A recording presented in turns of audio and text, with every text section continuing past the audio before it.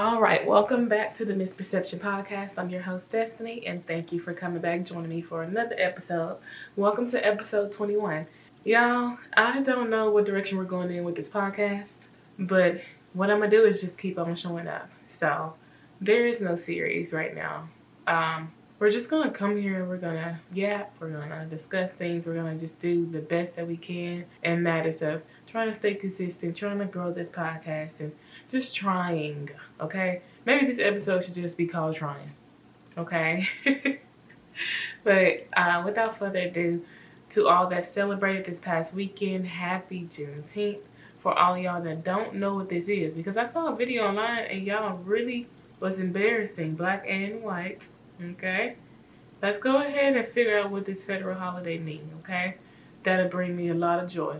For everybody that didn't celebrate, maybe next year you can celebrate. Next holiday up next is obviously one of my favorites is 4th of July. And we ain't gonna talk about patriotism on this podcast because y'all swear by the good Lord, black people ain't patriotic. But I would say as a black woman here, I do care about America. I do love America. And when the revolution happened, I guess it won't be televised, right? Anyways, while we talking about America, y'all, are y'all for the death penalty? Because I promise you, like, as a spiritual woman, as a person, just a human being on this planet, a creation made by God, and recognizing every other creation here, I cannot support the death penalty. And I know some of these crimes that people commit, y'all need something, okay? But if it's us that's sending you to go see the good Lord, don't that make us guilty by association? Ain't that like mutual destruction? If I kill you, and then he killed him, and then I'm like, okay, let me give justice, so I'm gonna go ahead and kill him. Don't that make us both murderers? And if we're gonna talk biblically, since all our laws are governed to some extent, right, through religion, won't that send y'all both to hell? No. But anyway, some guy just recently got, executed. And it did come on my For You page. I don't even remember the name because some things I literally cannot let rest in my spirit, especially when I have other things of concern, right? But I did see that. And the death penalty will never, ever, ever, ever, ever sit right with me. And I don't know how, I think as of 2016, we have recently had maybe 15 executions in the United States. I don't understand how, as the human race, we get to decide technically who lives and dies. But with the same tongue, we say, oh, it's wrong to kill, it's wrong to murder, it's wrong. But if we can legally justify it's okay, like, pick a side, y'all, pick a struggle. And y'all wonder why people aren't respecting, like, democracy. They're not respecting America, because in one hand you say, oh, these certain people deserve death. Oh, you don't have the right to kill nobody. You took the law in your own hands. But murder is murder. Whether you put a lethal injection in their veins or you shot them in the head, right? All of it is crimes against humanity at the end of the day. No word, like, the ideal of us justifying certain behaviors and deeming certain things good, certain things bad, is probably part of the issue why a lot of people are walking around here confused. Nobody knows what to do. We don't know who to smack because America, democracy, this nation that I do love, we have to call out its hypocrisies as well. I think that is how we grow, right? Let's talk about the school system, education. Y'all are showing us certain people are teaching us about certain things, right? We can make it, we don't have to always make it social political. We can just talk about plain Jane. Everybody have needs, right? And one of our underlying needs as human beings is safety, survival, security, right? And that comes in solidifying a home for ourselves, right? Why aren't we learning in school about interest rates, how APR is calculated, how to negotiate contractually, right? We spend it from the moment we're 6 years old, 5 and 6 years old, to when we're 17 to 18. And we get out of this system, the school system, not knowing how to even live real life. We're seeing depression at an all-time high nowadays, probably because when you 18 and they telling you this is where you're supposed to be at 21, you're looking around at your life like, damn, I don't know a thing. Maybe I'm behind. No, America does not prepare its people, right? They don't legitimize us in that way. But even if we're gonna run it socially, we're gonna talk socially about if we're going to talk socially about what the system, the school system, the education system show us or teach us, and that's why people argue that the school system is flawed and it's about programming. It's not about education. It's not about making us the Americans the smartest individuals on this planet. It's not about that. It's about programming so that most Americans remain blind and remain sheep, easily manipulated, easily fearful, easily frightened, right? That way, when America makes a move, y'all will bow y'all heads to it, or y'all will succumb to whatever they force out to you. They teach us every single day about non-violence, but they show us violence every single day. But they tell us to practice non-violence. That's not the way to go. Don't take matters in your own hand. Don't kill. Don't steal. Don't destroy properties. But we've seen our great country still, right, land and people, manipulate when it comes to zoning and neighborhoods. That's why we have neighborhoods that's super black and poor or super minority and poor. And then we have the elite, white is right, very wealthy neighborhoods. And sometimes, and especially in my case, these neighborhoods was divided by a single street and a gate, right? We see the further I marginalize this group, the more I solidify my generational wealth. The more my family, my grandkids, my legacy all gets to continue on. But it's only if we continue to teach this marginalized group of people, don't choose violence. Be patient. Wait. Your time is coming. You'll see the fruits of your labor. If not in this life, maybe the next one. Like, that is why the education system has become more parallel to programming than it is for means of education, right? If our system was built to create productive individuals, we will see equilibrium when it comes to wealth. We'll see it when it comes to neighborhoods, when it comes to hobbies. Like, there's such thing as rich hobbies. Like, we want rich hobbies, right? We're searching for that. But that's identifying the divide. People with wealth not only have an extensive amount of access and resources, they have time, right? And so when people are aspiring to be wealthy or aspiring to be of certain type of status, they're like, oh, then I'll have time to, travel, time to do this, time to do that, and they spend whatever lives they have doing that. And maybe that's the right way. Shoot, I'm 27, I don't know. But what I would say is that time is something that you won't get back, and it's all borrowed. This second that I'm talking to you right now is borrowed. The moment that you're listening to me, this is borrowed time. The interest of time, of having time, right, is having a sense of freedom associated with it. And freedom isn't always connected to money. It's not always connected to the digital, standing of your bank account. The older that I get, I realize that everything is intentional. Everything about how we live, where we live, where our grandmothers lived, where we choose to live once we grow a little bit older and we invest in our homes, where our people are. All of that is systematically placed. But this is what I mean when I say it's intentional. Legally, we cannot segregate. But there is clearly segregated spaces. And y'all know exactly what I'm talking about. And we have terms like de facto. That means like legally, this isn't the law making this happen. It just happened this way. But in the background, we have realtors and lobbyists, People working behind the scenes, manipulating zoning, racially placing people in the projects or the hoods now, right?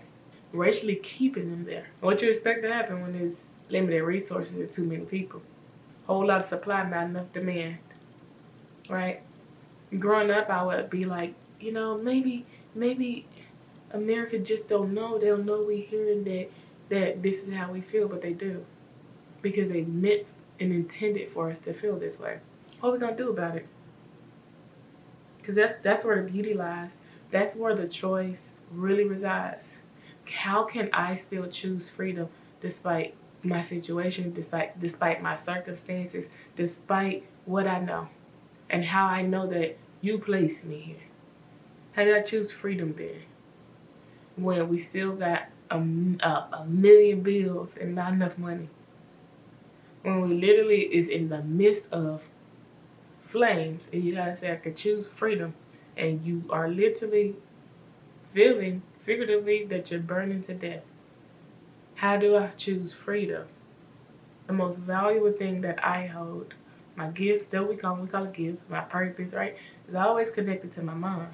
So I can just tell y'all this, when demons, spiritual entities attach themselves to me, it's for that. It's for the gateway, right? So they're attacking my mind, how I view myself, what I believe about myself. And it comes off in small little facets, like, oh, when it comes to love, how worthy do you think you are of love, Destiny, right? Do you really think you're that worthy? And it will pick, right?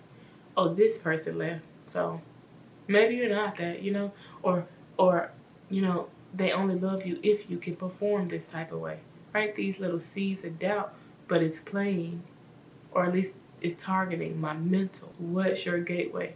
What connects you from heaven to here? What purpose did God give you? Whatever that thing is right there, you protect that, because the older I get, that's what I'm realizing is our key to freedom, right? The most depressed I had ever been in my entire life was when the devil got a hold of my mind and changed how I saw myself, how I saw my experiences with other people. Because the devil don't want nothing of no value. And we can keep it spiritual, or we can think about real life. The people that marginalize us or hate us or loathe us, lust after us, it's not that it's no value there. There's something that they want. The enemy is thief in the day and night. When you're waking up every single day, you need to know how to protect that. So if your gift is in your hands, you might not want to be touching on anybody, because your gift is connected to your hands. If your gift is connected to your tendency to heal, and however you do that, right? Find the source, your source of healing. However, whatever that source is, you find that part and you protect it. I think a lot of us are walking around here, moving around, navigating life with no clue. No clue of how gifted we are. No clue on how powerful we are. No clue how connected you are. With no clue on how to access your gateway. Shoot, the knowledge that I know and the stuff that I say on this podcast is me experiencing life, living, and then telling you. Because I do feel like that is how we grow. Imagine how much further we'll be if a few generations before they told them, and then they told them, and then our folks told us, right? But shoot, better than late than never, here we go. When you are walking through life, nothing is random. Nothing is coincidental. Everything is either connected to God or it's not. But neither one of them happen just by coincidence. The devil trying to steal, or the God is trying to give and protect, or redirect. Shoot, it's so many layers to this that we'll clog our mind trying to figure out exactly how the good Lord work and how demons do this and what's their names and all that stuff. The fundamentals are what you're going to rely on. It's going to help you navigate on this plane. We are supposed to be experiencing this plane. Navigating school, right? Developing our minds and sharpening our wits, right? Dating, enjoying family, gathering as communities, crying, together, laughing, dancing. We're supposed to be here right now and enjoying this space. That's the other part about life. Learn to enjoy it. It's life. Don't walk around here too fearful because you're going to miss out on something that you have presently. The thing about freedom and time, those are elements of your life. But your life is what you want to maximize on. You don't want to wake up one day with no memories. Wake up one day wishing like, oh, I should have done that. I should have had a little bit more courage to jump. I shouldn't have been so fearful to leap. It's two overarching methods in how you rule my life. Like, one, I believe that if you are fearful of something, well, I believe this. Fear does nothing but hold you back. I try to eliminate any fear in my spirit. When it arises, it arises. I'm human. But if you think I'm going to let it stick to me, no. It has to go almost expeditiously. Immediately, it has to go. Because fear stops you right in your tracks. And it prevents you from going forward. Think about it. Fight, flight, freeze. That's all stuff when shit hit the fans, you scared. You're going to fight. That means you're going to push through. And whatever happens, happens. You're going to flight, which means you're running away. Whatever this is, I don't know. I'm going back the way I came. I know you right here at this door. I ain't going to come to that door. I'm going to go back. Or you're going to freeze. And you're going to stand right there at that door. You're never going to move. You'll walk around it. You'll pace it. You'll contemplate it. You'll overthink it. But you ain't passing the door. The only thing that gets you past that door is if you fight through. Fear will stop you in your tracks every single time.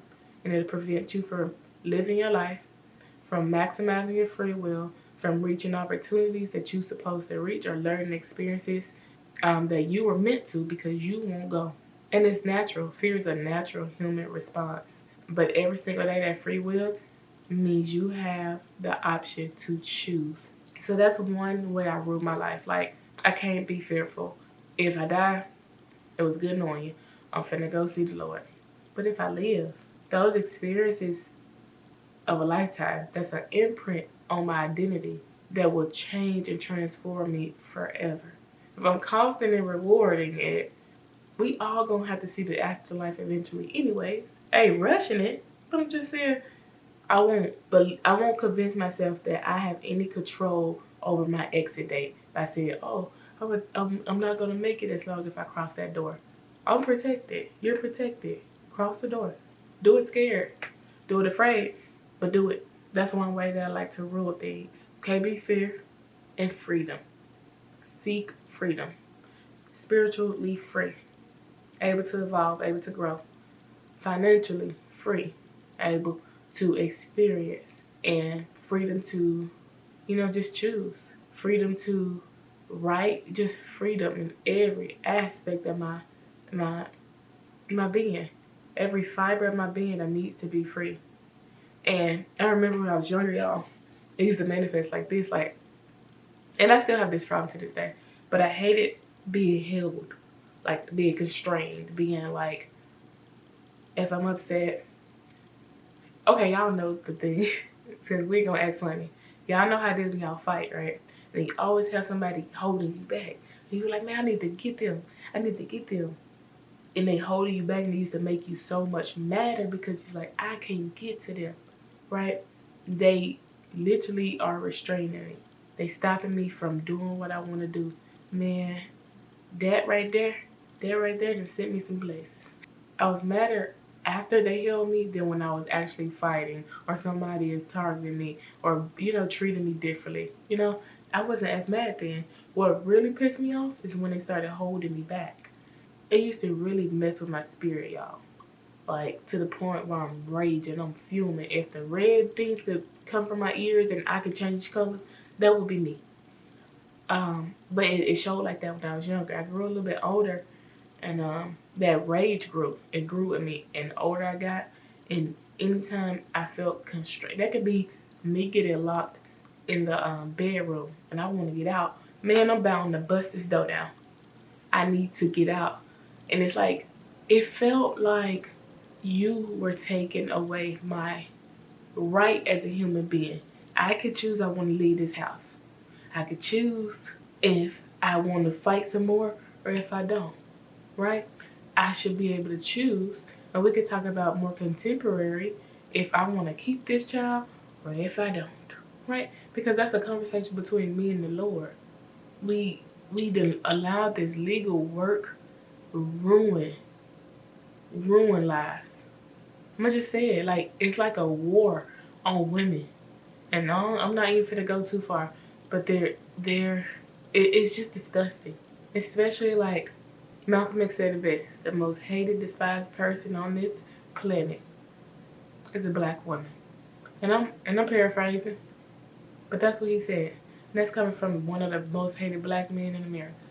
I learned though, it wasn't less about the touch, right? It wasn't about the tightness of the squeeze or anything like that. It was about you. I felt like you were taking my humanity away. You were stripping it piece by piece or moment by moment, right? Let's think about jails, right? Then that's the only thing I can think about at this point, when they putting people behind these bars, right? Or like I just said when we talked about uh, um, the death penalty.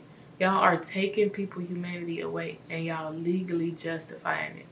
Just because you can put in your head that, oh, this is right, and make millions of people say, oh yeah, we justify the law says, right? And you let them people sleep good at night because you legally said it was okay.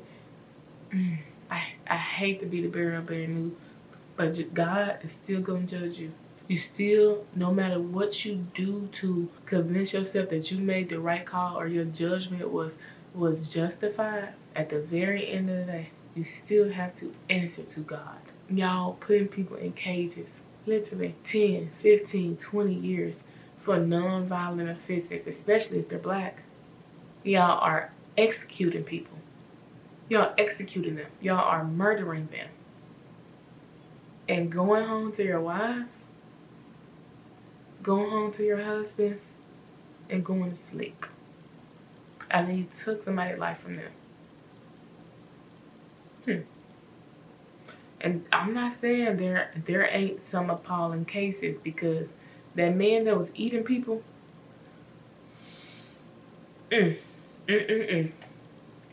that's crazy. That's still crazy to this day. But even life is crazy. We made a museum about him. We got a museum of serial killers, and we got museums about slavery, or museums about children that's got life sentences or whatever. We got these museums showing us all this stuff, but you never see how we get there, do we? Just know they exist. Just know it's somewhere separate from us. Something that we ain't gotta worry about. We go to sleep afterwards safely. Anyways, thank you for so much for coming back. Like I said, we're just gonna be yapping about a whole lot of things. You can get right in my comments and say, Destiny, I'm about to unsubscribe and I hate you. Or you can be like, girl, look, I ain't gonna lie, I don't agree all the way, but I do feel like this. Or, oh, you hit the hammer, the nail on the hammer, the hammer on the nail, whatever that analogy is, you can do that. I don't care. I just want to talk to you. I want to know where y'all at. I think that one of the misconceptions about the divide between just the human race, period, right? And we could talk about the divide racially, but we're divided in many, many facets. Racially, yes, that's one we can just look at on the surface level. But, man, we're governed differently. We literally live totally different lives. And hopefully this podcast can help me in that. Until next time, y'all. Now, I am starting this fast. It's going to be a 9-day fast from the 22nd, so starting tomorrow, into the last day of June, so the 22nd through the 30th. I think it's 9 days particular. We're going to start off dry, like a fully dry fast. And for y'all that don't know what that is, you don't consume anything. You don't eat, you don't drink. It's dry, nothing. The 2 following days after that, I'll be going ahead and do like a liquid fast. So I could have water, I could have like natural juices, I could have teas and stuff like that. Hot black coffee, I could have that as well. After that, the last 6 6 days. Yeah, the last 6 days will be a just fruit and veggie, so I can have raw foods. I can make some meals. I can cook some beans. Okay, and that's gonna be the goal, taking us out of this month, leading us into July. And let's see, my hopes for that is to just get some clarity on one of many things, but the thing that you should know is gonna be this podcast, of course. Trying to get some clarity and direction on where to go with y'all. Like I literally, it's like I'm in this state, y'all, and it's so weird because the podcast is so new. So it's like, you know, whoop-de-doo, what do I do? So if you don't know what to do, you don't know what to choose the good Lord. Let that sit with you. You choose the Lord every time, He'll show you the way.